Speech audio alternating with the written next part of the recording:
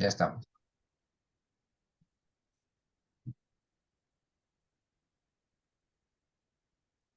Ok, bienvenidos a FanPolitic. Hoy tenemos una entrevista especial centrada en las recientes conversaciones entre el presidente de los Estados Unidos, Joe Biden, y el presidente de China, Xi Jinping, que se desarrolló a puertas de la cumbre de la PEC. En esta reunión, que duró 4 horas aproximadamente, se abordaron temas como el establecimiento de la comunicación directa entre ambos jefes de Estado, el restablecimiento del diálogo militar, la lucha contra el fentanilo, la venta de armas por parte de Estados Unidos a Taiwán, entre otras temáticas. Pero también vamos a abordar dentro de este podcast entrevista lo que viene a ser la cumbre de la PEC, su importancia, las oportunidades y su futuro. Para abordar todos estos puntos, en esta entrevista nos está acompañando el doctor Carlos Aquino, que es profesor de Economía en la Universidad Nacional Mayor de San Marcos, también es director del Centro de Estudios Asiáticos y es un especialista en temas económicos de Japón y de China. Muy buenas noches, profesor Carlos Aquino. Hola Benji, ¿cómo están? Qué gusto de estar contigo aquí. Para comenzar con esta entrevista, profesor, quisiéramos que nos pueda responder la siguiente pregunta, ¿no? ¿Qué significa el establecimiento de la comunicación directa entre ambos jefes de Estado, ¿no? Entre el presidente de Estados Unidos y el presidente de China, Xi Jinping. Bueno, yo creo que es algo sumamente importante, ¿no? ¿Por qué? Porque en el último año en particular las tensiones entre China y Estados Unidos han aumentado, ¿no? Y son de todo tipo, ¿no? No solo el tema comercial, ya desde Trump, incluso en 2018, Estados Unidos empezó a poner sanciones económicas a China, subiendo los aranceles a más de la mitad de los productos que Estados Unidos importa de China. Eso se agudizó el año pasado con las restricciones a la venta de chips, estos semiconductores avanzados a China. No solo la venta de semiconductores, sino incluso de maquinaria y partes de componentes para hacer estos chips. El tema geopolítico, el tema de Taiwán, el tema del Mar del Sur de China. El Mar del Sur de China es un mar justamente que está al sur de China, pero tiene en sus costas también a países como Vietnam, Filipinas, Malasia, Indonesia, y donde prácticamente toda esa masa de agua a China lo reclama como suya, ¿no? Y obviamente eso no están de acuerdo pues Filipinas, Vietnam y otros países, ¿no? El tema también de lo que según Estados Unidos ocurre en China, la violación de los derechos humanos en Tíbet, Xinjiang, Hong Kong. Entonces, hay muchos temas que son contenciosos entre ellos. El problema es que no había ningún contacto de alto nivel hasta hace algunos meses y obviamente aprovechando este coyuntura del foro de líderes APEC se han reunido. Entonces, ¿qué significa? Que las diferencias no se van a arreglar, las diferencias van a estar ahí, van a continuar, pero por lo menos, como se dice, están llevando esas diferencias en un diálogo civilizado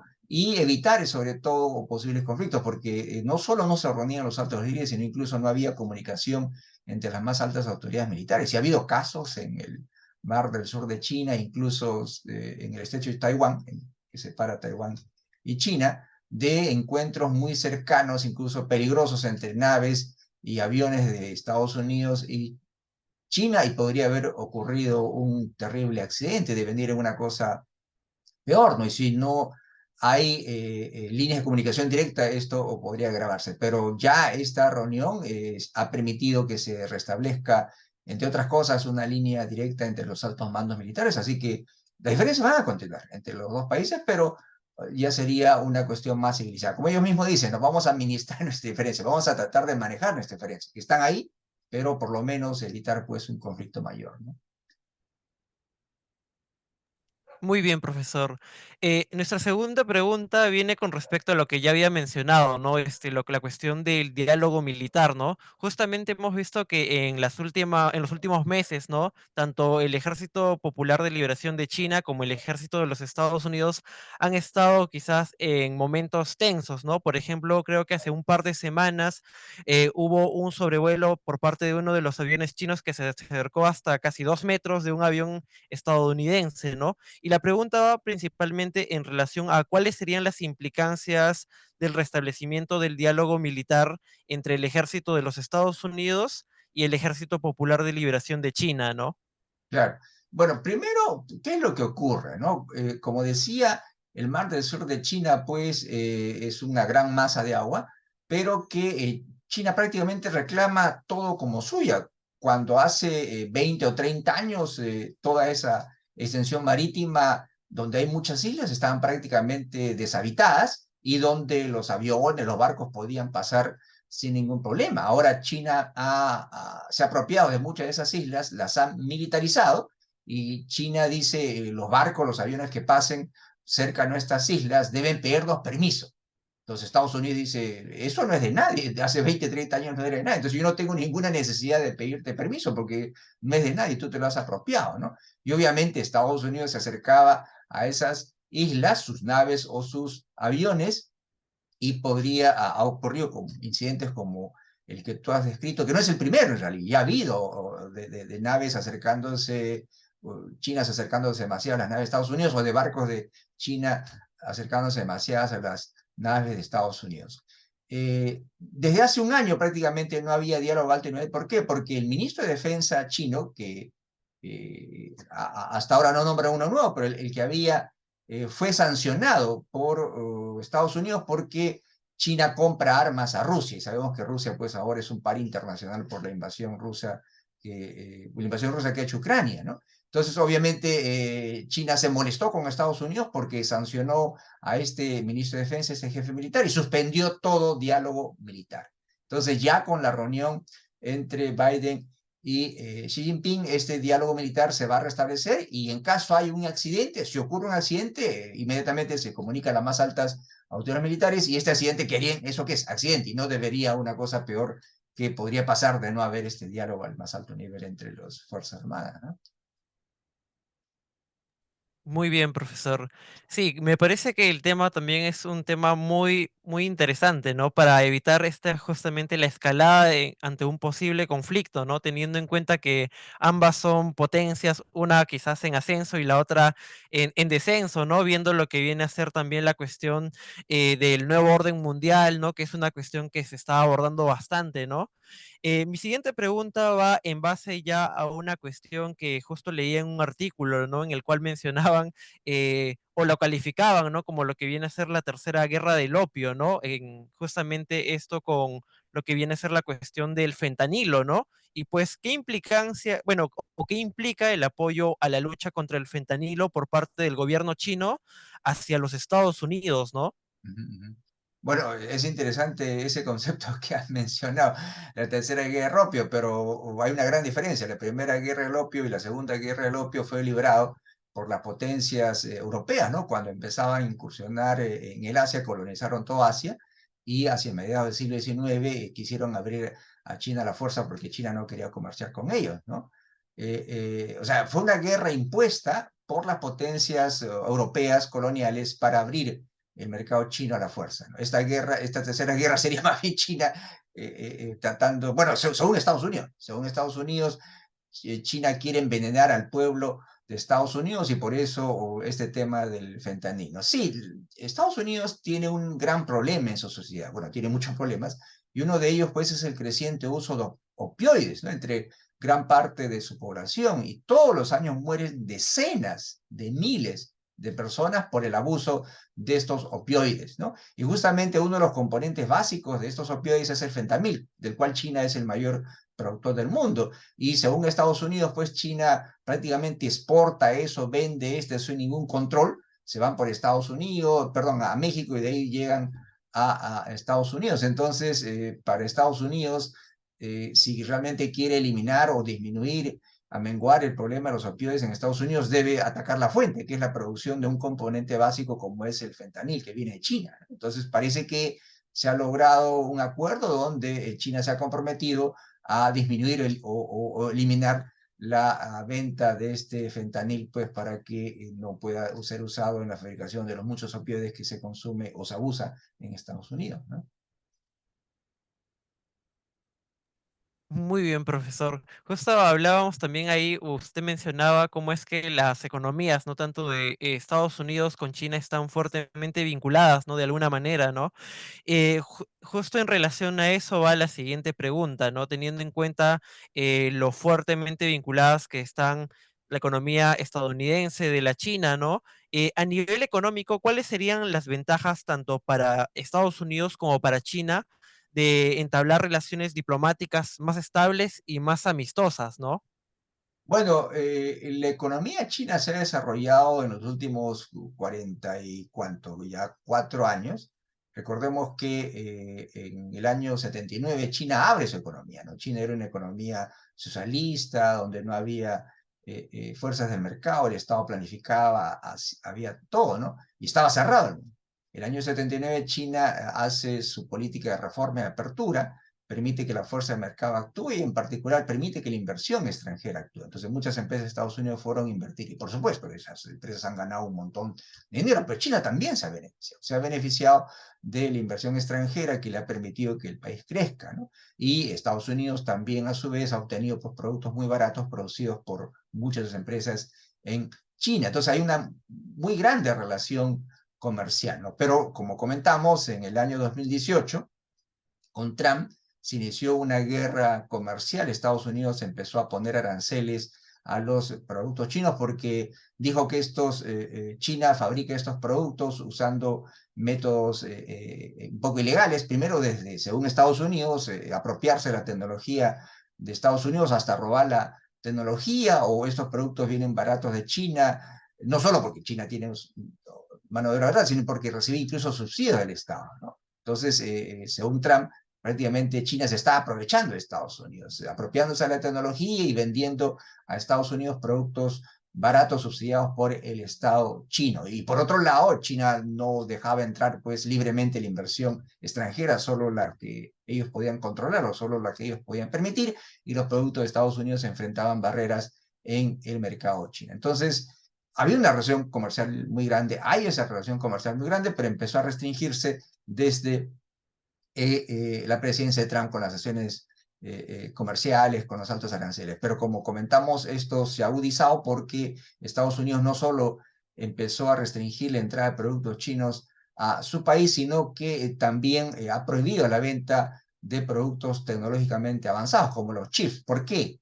Porque según Estados Unidos, estos chips no solo son útiles para cualquier artefacto electrónico que usamos nosotros, sino también son usados para hacer armamento, ¿no? Entonces, obviamente, China y Estados Unidos están en una competencia o una rivalidad, y Estados Unidos dice, no vamos a permitir que China, aparte de que se apropie nuestra tecnología, aproveche nuestro mercado, aproveche nuestro chip, nuestra tecnología para hacer crecer su aparato militar, y podría enfrentarnos a nosotros también en ese terreno, ¿no? Pero bueno, tras esta reunión, repito, esos problemas no se van a resolver, la competencia estratégica continúa entre ellos, ¿no? Pero por lo menos están tratando de que, repito, esta competencia sea manejada. Ahora, es interesante ver de que estas sanciones económicas, por ejemplo, van a estar ahí, pero obviamente tampoco conviene a las empresas de Estados Unidos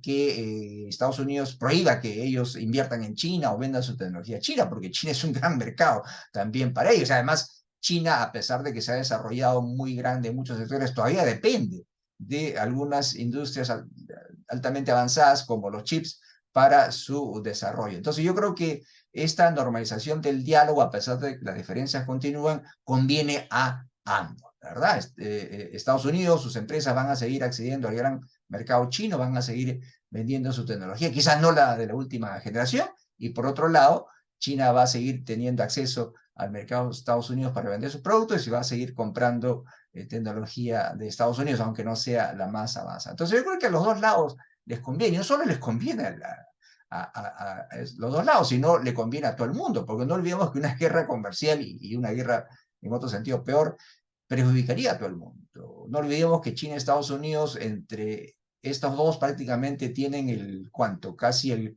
40% de la economía mundial, son responsables casi de un 30% o 25% del comercio mundial, son los mayores socios comerciales de muchos países del mundo, incluido el Perú, son los más grandes inversores. Entonces, que se normalicen las relaciones, que por lo menos dialoguen para tratar, repito, no de resolver su diferencia, que son muchas, no lo van a hacer, pero por lo menos para que manejen sus diferencias, no solo conviene a esos dos países, sino a todo el mundo, ¿no? Muy bien, profesor. Usted mencionaba también la cuestión de la economía, ¿no? Y al mencionar, creo que la cuestión de la economía también es importante mencionar la cuestión de lo que viene a ser el cambio climático, ¿no? Y la crisis climática, ¿no? ¿Qué implica que Estados Unidos y China se unan para combatir la crisis climática, ¿no? Porque justamente dentro de esta reunión de 4 horas se empezó a hablar acerca del tema de la crisis climática, ¿no? Teniendo en cuenta que China es el principal eh, emisor, ¿no? De gases de efecto invernadero, ¿no? Y es el país que contamina más, ¿no? Junto a Estados Unidos, ¿no? En segundo lugar. Eh, pero también es importante destacar cómo es que China, por ejemplo, tiene una industria de paneles solares altamente desarrollada, ¿no? Justo hace unos días yo leía un artículo en The Economist, ¿no? Donde mencionaban que en la actualidad, China representa el 75% de la producción eléctrica mediante paneles solares, ¿no? Produce anualmente unos 50 gigawatts, me parece, y tiene expectativas de seguir produciendo una cantidad sumamente elevada dentro de los próximos años, ¿no? Que más o menos llegaría a los 130.000 gigawatts, ¿no? Entonces, mi pregunta iba más que nada, a raíz de esta reunión, ¿cómo es que las relaciones entre ambos países puedan mejorar y de esa manera puedan contribuir quizás a evitar que esta crisis climática siga agravándose, ¿no? Teniendo en cuenta los múltiples cambios que se están dando dentro del mundo, ¿no?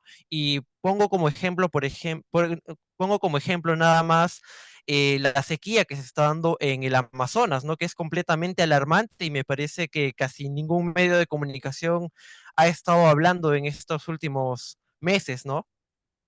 Sí, bueno, como tú lo has mencionado, o sí, definitivamente China y Estados Unidos son los más grandes emisores, pues, de estos gases contaminantes que contribuyen al calentamiento global, ¿no? China ahora contamina más que Estados Unidos, aunque como los chinos dicen, y tienen razón, claro, en total China contamina más que Estados Unidos, pero en per cápita Estados Unidos sigue el que contamina más, ¿no? Porque son 4 veces más chinos que estadounidenses, entonces per cápita Estados Unidos sigue siendo el que más grande contaminador del mundo, ¿no? Claro, estos dos países son vitales, no solo porque son las más grandes economías del mundo, sino también porque son los que más contaminan.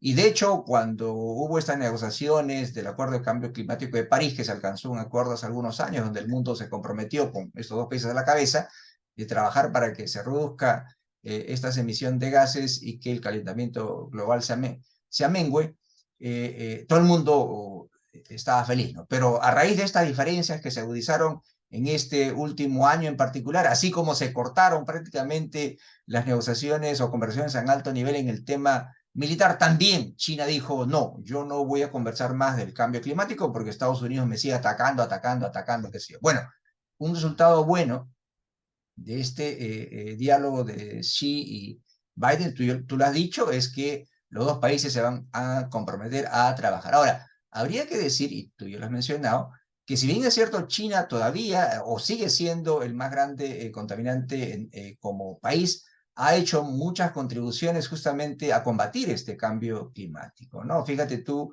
en los últimos años, tú sabes, yo viajo mucho a China. La primera vez que estuve ahí fue el 89, he estado más de 20 veces en China, la última vez fue en septiembre de este año, en marzo también estuve por ahí.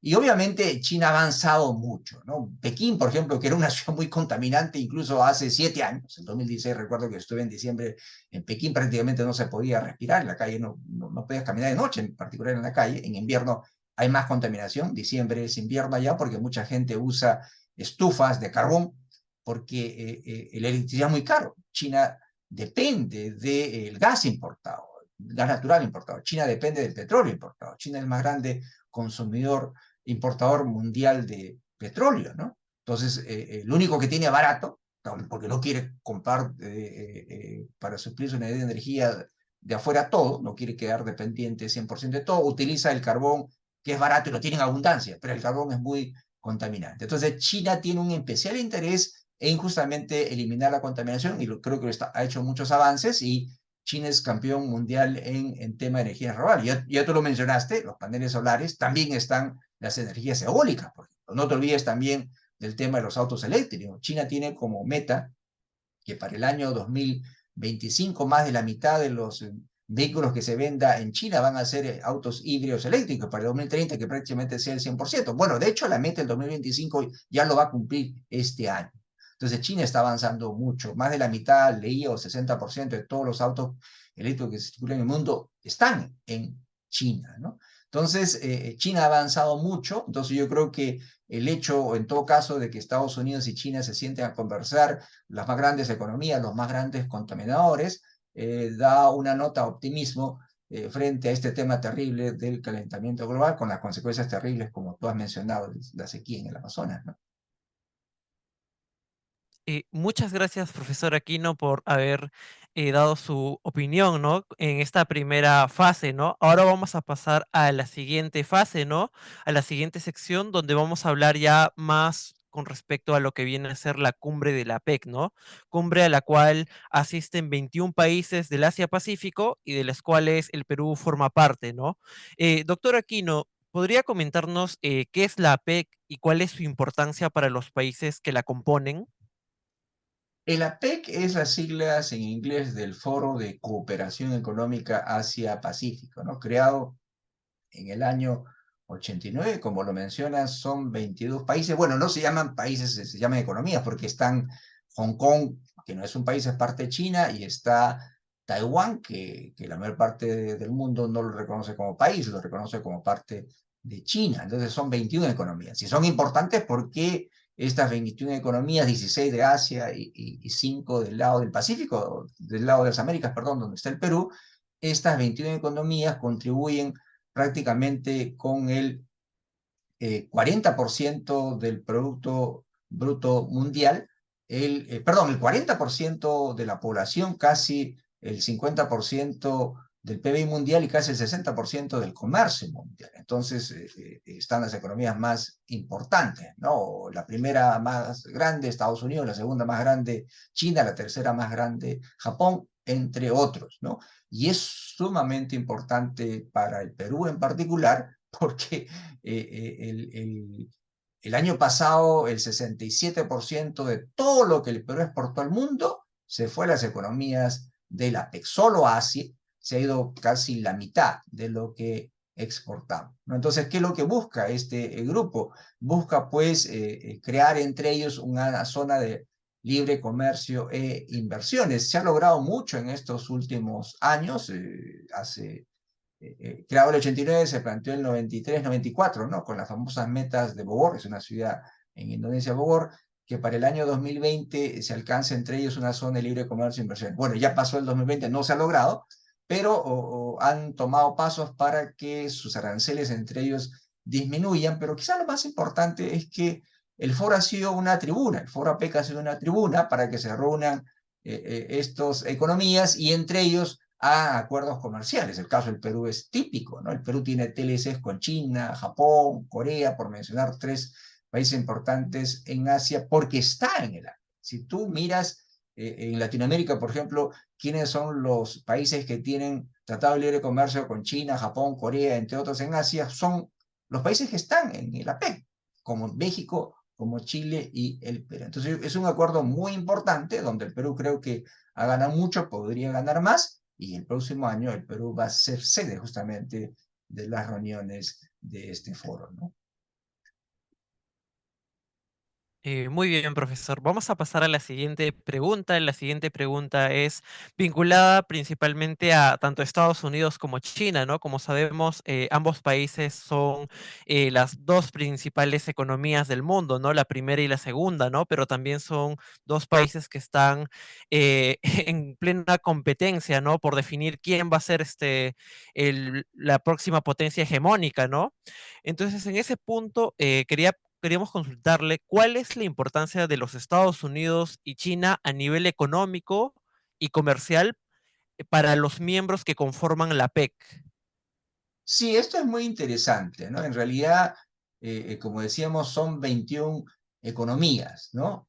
Estados Unidos, China y 19 más. ¿Y por qué hago esta diferencia? Porque en realidad China excepto para Canadá y México, que tienen a Estados Unidos como su mayor socio comercial, para el resto de las economías, China es el mayor socio comercial. El caso del Perú es clarísimo. El caso del Perú, el 33% de todo lo que el Perú vendió al mundo el año pasado fue a China, por ejemplo, y Estados Unidos está muy por debajo, ¿no?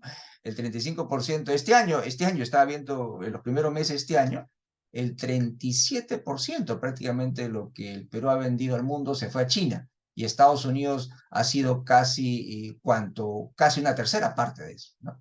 Entonces, es interesante que para las 21 economías, Estados Unidos y China son los socios más importantes, pero para la mayoría de ellos es China, pero entre los dos prácticamente contribuyen con casi la mitad o un 40% del comercio del resto de las economías de la PEC. No solo eso, son los más grandes inversores también en muchas de las economías del APEC. En el caso del Perú, por ejemplo, se sabe que casi un 25%, 26% de todo lo que el Perú ha recibido en inversión extranjera viene de China, por ejemplo. Entonces sí, es sumamente importante para las economías del APEC, Estados Unidos y China, y la idea es que justamente este foro APEC busca tener una mayor integración económica entre estos 21 economías, y obviamente el beneficio va a ser mucho mayor porque son dos economías grandes. China está en ascenso, Estados Unidos, bueno, algunos dicen que está en declive, quizá no necesariamente. Estados Unidos tiene todavía una economía muy vital, crece casi a 2,5%, que es una proeza considerando que es una economía bastante desarrollada, ¿no? Pero en todo caso, estas dos economías pues son las más importantes y lo van a seguir siendo los próximos 20, 30, 40 años, ¿no? Ahora quizás yéndonos a un tanto más, un punto en específico, ¿no? Y hablando más del Perú, ¿por qué es tan importante para el Perú formar parte de la PEC? ¿Y cómo es que quizás el Perú ha visto beneficios, ¿no? De formar parte de la PEC. Mira, podemos ver la importancia de la PEC para el Perú en el siguiente sentido, ¿no? Por ejemplo, imaginemos que nosotros somos socios, pues, de un club, de un barrio, ¿verdad? Pero imagínense que somos invitados a participar en el club más exclusivo del país, donde podemos reunirnos, hacernos amigos y hasta negocios con las personas más importantes, con los empresarios más ricos de ese país. Eso es la PEC. ¿Ustedes se imaginan? El Perú tiene, por lo menos una vez al año, como está sucediendo ahora con la presidenta Dina Boluarte, la posibilidad de conversar con Biden, con Xi Jinping, los presidentes de los dos países más poderosos del mundo. Pero no solo eso, también, por lo menos una vez al año, tiene la posibilidad de reunirse el Perú, por ejemplo, con los empresarios más poderosos del mundo, los de Apple, de Amazon y muchos más, porque ese es el atractivo de la PEC. No olvidemos que la PEC no solo reúne gobierno, no solo reúne una vez al año a los líderes de los países. El 17, o sea, mañana se reúnen los líderes de la PEC, todos. Bueno, de hecho ya se han tomado una foto hoy día, pero el día de hoy se han reunido con los empresarios. Entonces, imagínate tú, el Perú, gracias a la pertenencia en la PEC, tiene la posibilidad de llegar a los líderes más importantes del mundo. No es fácil reunirse con Biden, con Xi Jinping, así nomás. Muchos países no lo logran hacer, pero el Perú lo puede hacer gracias a ser miembro de la PEC. Y, por supuesto, pues llegar a los empresarios más importantes del mundo y atraer inversión extranjera. Y en ese sentido creo que el Perú se ha beneficiado. Es clarísimo que el Perú, por lo menos en los últimos 20 años, hasta antes de la pandemia, hasta el 2019, Perú fue uno de los pocos países en el mundo, creo que no había más de tres, que creció en forma consecutiva en los últimos 20 años, hasta el 2019. ¿Y eso por qué se logró? El gran motor de la economía peruana ha sido las exportaciones. En el año 90 el Perú exportaba 3.000 millones de dólares, casi 4.000. El año pasado hemos exportado casi 65.000 millones de dólares. Y como decía, el 67% de eso se ha ido a las economías de la PEC. Entonces los frutos son a la vista, ¿no? Mayor comercio con el mundo, mucho de eso con las economías de la PEC. Perú ha recibido ingente inversión extranjera. En el año 90 también creo que la inversión extranjera acumulada era como 5.000 millones de dólares. El año pasado la inversión extranjera acumulada en el Perú es más de 125.000 millones de dólares y de eso parte importante viene también de las economías de la PEC. Entonces los beneficios son tangibles, más bien podríamos aprovechar mucho más, atraer mucha más inversión, exportar mucho más a esas economías si tuviéramos un país políticamente, socialmente un poco más estable, si tuviéramos una mejor infraestructura física, si tuviéramos una mejor mano de obra educada y todo lo demás. Son tareas pendientes que tenemos que hacer para aprovechar mejor esta relación que tenemos ya con las economías de la APEC. Muy bien, profesor. Ya entrando casi a la sección final de esta sección, quería mencionarle, ¿no? Y consultarle, ¿no? ¿Cuáles son los avances que se puede esperar para una mayor integración económica en el APEC? Sí, bueno, el Perú va a ser sede el próximo año de las reuniones de APEC. En noviembre va a haber la reunión cumbre de líderes. Vamos a tener aquí en noviembre a Xi Jinping, a Biden y todos los líderes de las 21 economías. El Perú esperemos que pueda seguir encontrando mercados más abiertos en el APEC. Recordemos que el APEC busca pues eliminar, reducir los aranceles, eliminar los aranceles, las barreras al comercio de bienes, ¿verdad? Primero. Segundo, esperamos atraer más inversión desde esos países. Pero no olvidemos que la PEC no es solo eso. El APEC no solo busca crear un área de libre comercio, aumentar el flujo de bienes, atraer más inversión, que fluya más inversión, sino hay otro componente que no se conoce mucho. El APEC busca un mayor comercio, inversiones y también tiene un componente de cooperación económica y técnica.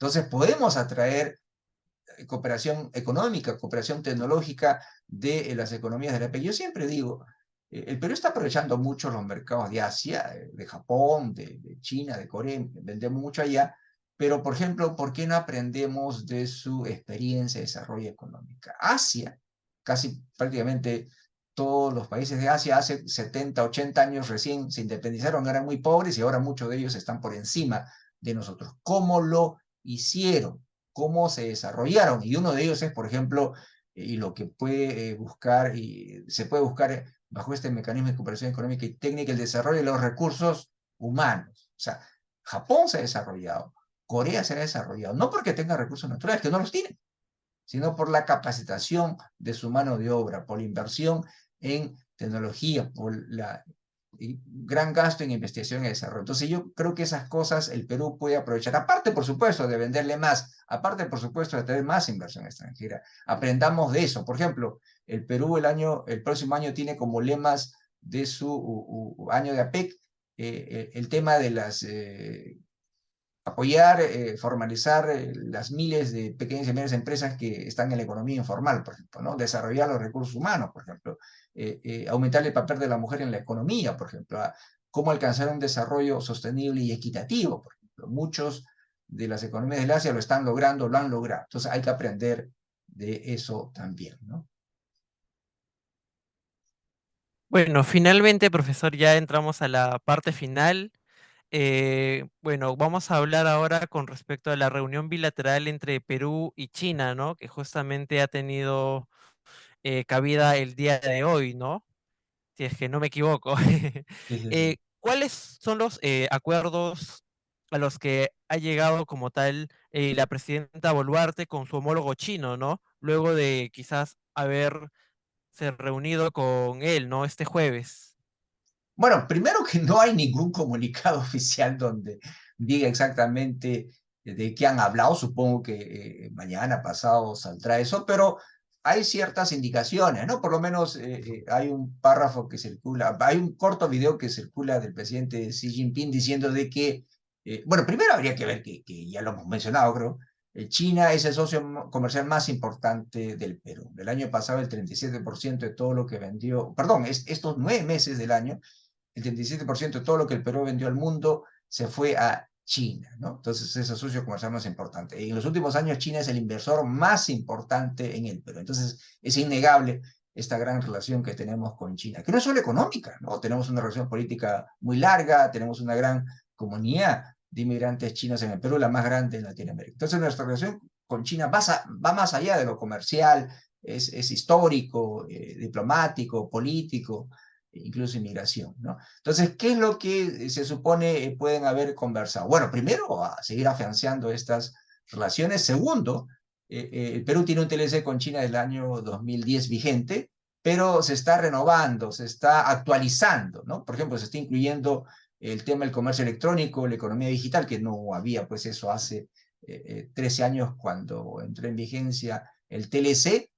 China también ha manifestado, según lo que se puede escuchar en este corto video del presidente Xi Jinping, de que va a seguir colaborando con el Perú. China, como sabemos, tiene un gran proyecto llamado la Iniciativa de la Franja y la Ruta, donde busca prácticamente construir o renovar la infraestructura física existente en todo el mundo, y el Perú es miembro de esta Iniciativa de la Franja y la Ruta desde el año 2019, y China está invirtiendo mucho dinero en infraestructura. Ahí tenemos el ejemplo del gran puerto de Chancay, ¿no? Cuya primera etapa se inaugurará en noviembre del próximo año, cuando el presidente Xi Jinping está aquí, él va a estar también en esa inauguración. Entonces, yo creo que la reunión ha servido primero para fortalecer esos lazos económicos y en todo sentido que ya tenemos con China, y seguir explorando nuevas áreas de colaboración, no solo económica, sino también técnica y de todo tipo, ¿no?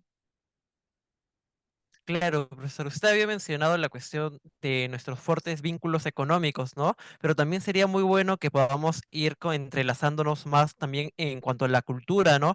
Me Ah, parece que, por ejemplo, a diferencia del Perú, países como Chile tienen hasta cierto punto un mayor apoyo, porque, por ejemplo, he visto que hay más becas para, por ejemplo, para Chile, ¿no? De hacer intercambios de estudiantes, incluso hay hasta cierto punto mayor financiamiento, ¿no? Con algunos pequeños cursos de, por ejemplo, programas como Cruzando el Pacífico, ¿no?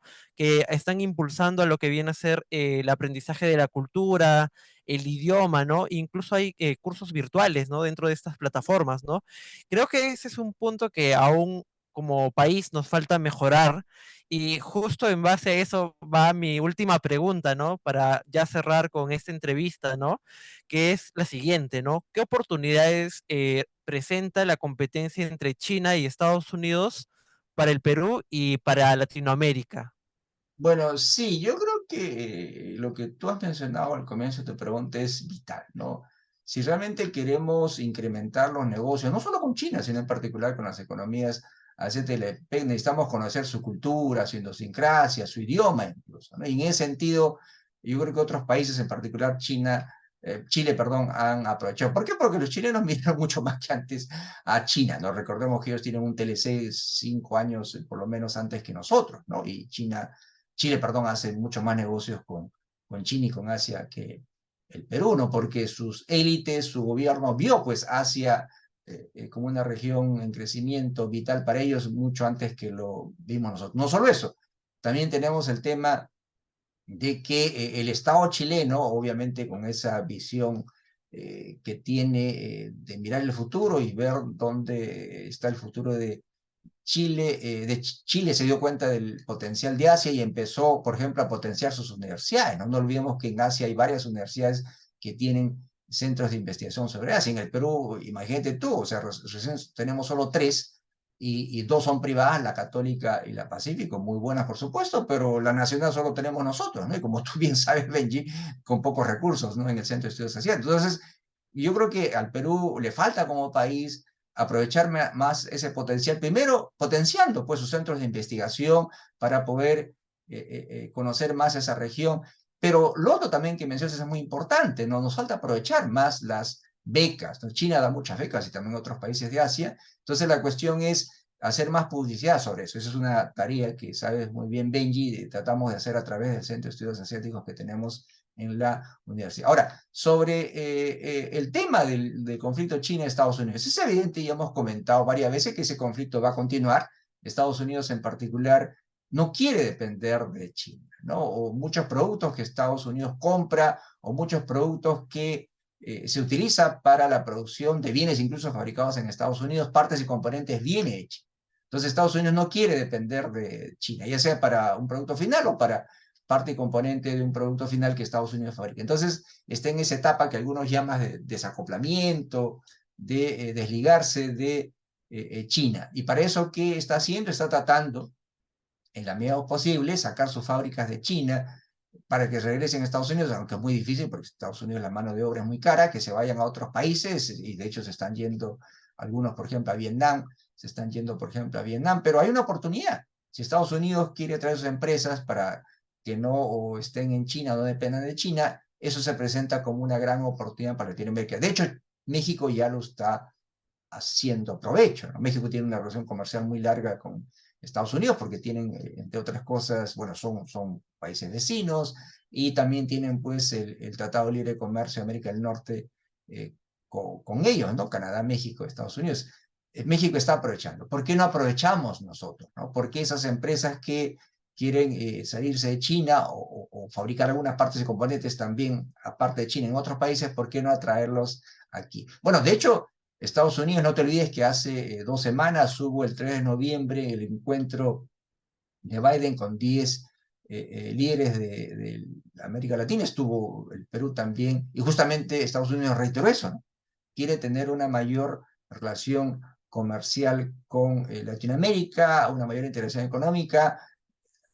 Él dijo eufemísticamente, diplomáticamente, ¿no? Queremos construir cadenas globales de valor, cadenas globales de suministro más resilientes. Eso significa depender menos de China. Una cadena global de valor es todo producto que se hace en la actualidad no se hace en un solo país, ¿no? Si bien es cierto, se puede ensamblar finalmente en China, y muchas de las cosas se hacen en China, pero incluye partes de componentes de muchos países del mundo. Entonces, Estados Unidos quiere, pues, que esas cadenas de valor no dependan solo de China o disminuir en lo posible las cadenas de valor, excluir de China o disminuir el rol de China. Y dice, ¿por qué ustedes, Latinoamérica, no participan ahí? Entonces, yo creo que hay muchas oportunidades. Una de ellas es este conflicto que hay entre China y Estados Unidos, que no se va a ir, va a estar ahí y el Perú podría aprovechar. ¿Por qué no atraemos alguna de esa inversión que se está yendo de China, por ejemplo, al Perú, ¿no? Ya otros países lo están aprovechando. ¿Por qué nosotros no podemos hacer? Muy bien, profesor Carlos Aquino, muchas gracias por esta entrevista. Me parece que ha sido sumamente fructífera. Hemos hablado de bastantes temas, ¿no? No solamente de la reunión entre el presidente Joe Biden y Xi Jinping, sino también hemos hablado acerca de la cumbre de la PEC, pero también hemos hablado acerca de esta reunión entre China y el Perú, ¿no? Agradecemos nuevamente sus palabras, ¿no? Todo su conocimiento también brindado. Y no sé si tiene algunas palabras quizás que mencionar para finalizar ya el video, esta entrevista. Bueno, no, primero Benji, agradecerte. Fue muy interesante también tus preguntas, la conversación que hemos tenido y esperamos que este sea el inicio de otras conversaciones también, ¿no? Definitivamente, todavía no hay muchos conocimientos sobre Asia en el Perú, son pocos los expertos en el tema, entonces yo creo que esta labor que hacemos de difusión es muy importante. Te felicito también por esa iniciativa y repito, ojalá podamos conversar otra vez. Muchas gracias, profesor. Entonces, para concluir, nos despedimos de todos nuestros suscriptores, todas las personas que van a estar viendo este contenido, ¿no? No olviden seguirnos en redes sociales, ¿no? Como FanPolitic, pero también sigan las redes sociales del Centro de Estudios Asiáticos, ¿no? Donde se suben conferencias, se hacen eventos donde se abordan temáticas vinculadas a Asia, ¿no? Ya sea China, Corea, Japón. Ahí pueden ver una gran cantidad de videos que ya se han estado trabajando no solamente a lo largo de la pandemia, ¿no? Sino también ahora de manera presencial en la Universidad Nacional Mayor de San Marcos. Muchas gracias y nos vemos hasta la próxima. Adiós, Ben. Bueno, vamos a cortar la entrevista, ¿no? Vamos a cortar la grabación, mejor dicho. ¿Cómo se... Sí, profesor. Bueno, Benji, Fue... bueno, ya estamos en contacto, pues ya, yo apenas tenga esto te lo envío, ¿ok? Sí, profesor. Una última cuestión, profesor. Sería interesante quizás hacerlo una vez por semana Sí, sí, claro, claro. y ya en base a cuántas temáticas se juntan, podríamos como que realizarlo más o menos con esta extensión de entre 20 y 30 minutos, ¿no? Sí, pues me parece bien, me parece muy bien. Ya pues, quedamos así entonces. Está bien, profesor, muchas Ok, gracias. Estuvo interesante la entrevista. nos vemos, ¿ah? Chao, chao. Hasta luego.